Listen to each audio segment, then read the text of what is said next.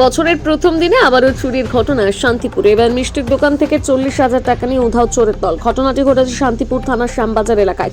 শ্যামবাজার এলাকার একটি প্রসিদ্ধ মিষ্টির দোকান থেকে ঘটে এই চুরির ঘটনা। সেই ঘটনা চোরের কীর্তি ধরা পড়েছে সিসিটিভি ক্যামেরায়। জানা যায় ওই মিষ্টির দোকানের মালিক তার দোকানের ড্রয়ারে 40,000 টাকা রেখেছিল তিনি কাউকে দেবেন বলে, কিন্তু আজ যখন ওই টাকাটা দিতে যাবে ড্রয়ার খুলে দেখে সেই টাকা আর নেই। এরপর দোকানের কর্মচারীদের জিজ্ঞাসাবাদ করে টাকার কোনো সন্ধান পায়নি। মিষ্টির দোকানে থাকা সিসিটিভি ক্যামেরা ভিডিও দেখার পর উঠে আসে সেই চোরের কীর্তি।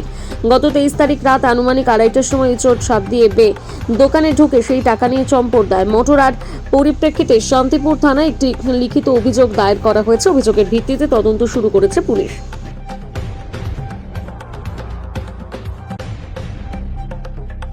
কি হয়েছিল ঘটনাটা? ঘটনাটা ঘটেছে এক সপ্তাহ আগে। আচ্ছা।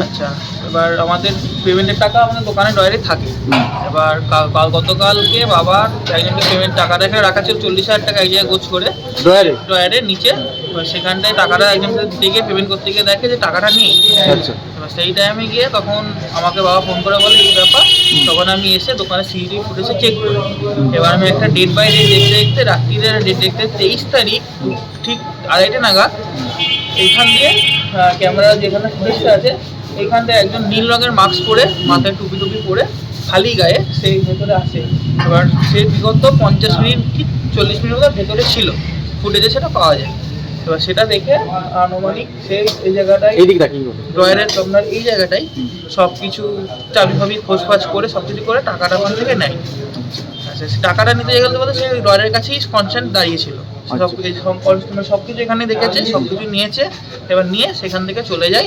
এবার আমরা সেটা কালকে পেমেন্ট করার সময় জানতে পারি যে টাকাটা ওখান থেকে নেই। সেটা হচ্ছে 23 তারিখ রাত্রির 23 তারিখ রাত্রি বলতে 24 তারিখ পড়ে গেছিলো। 24 তারিখ 2:30 নাগাদ। দোকান বন্ধই ছিল? দোকান বন্ধ ছিল। ঢুকলো কিভাবে? ঢুকলো বলতে পেছন দিয়ে আমাদের উপরের লজের সিঁড়ি দিয়ে ভেতর দিয়ে ঢুকে এই গেটটা খোলা থাকে, সেখান দিয়ে ঢুকে এখানে ঢুকেছে। তাহলে এই যে সিস্টেমটা তো জানাশোনা চোর মনে হচ্ছে। হ্যাঁ, অবশ্যই। না হলে তো এত ভিতর দিয়ে ঢোকা যায় জানতো। সে হয়তো সব পুরো জানে আর সে রাস্তাও চেনে। আচ্ছা, এমনকি পুরনো কাজ করেছে এমনও কেউ হতে পারে? হ্যাঁ, অবশ্যই হতে পারে। না আমার কিছু না, আমি আনুমানিক একজনকে এমনি চেনা যাচ্ছে না কাউকে? চেনা যাচ্ছে না বলতে আমি ফুটেজ ধরে একজনকে আনুমানিক করছি, কিন্তু আমি শিওর হতে পারছি না। আমি শান্তিপুর থানায় অভিযোগ জানিয়েছি। আচ্ছা, আমি দুপুরবেলায় গিয়ে দরখাস্ত দিয়ে এসেছি। এবার বাকিটা ওনার উপর। পুলিশ এসেছিল? পুলিশ এখনো আসেনি, কিন্তু পুলিশ দরখাস্ত দিয়ে আসার পর বলেছিল আসবে, এখনো আসেনি। সিসিটিভি ফুটেজটাও পুলিশ এখনো নেয়নি? না, ফুটেজ আমি অনুপম স্যারকে আমি একজনের মারফত পাঠিয়েছি, ছবিও পাঠিয়েছি। আচ্ছা, সেটা তো তিনি দেখেছেন। তিনি কত টাকা নিয়েছে? 40,000 টাকা। 40,000 টাকা। কি নাম আপনার? আমার নাম সানি ঘোষ। আপনি মিষ্টি ব্যবসায়ী? আমার নিজের দোকান, মিষ্টি ব্যবসায়ী।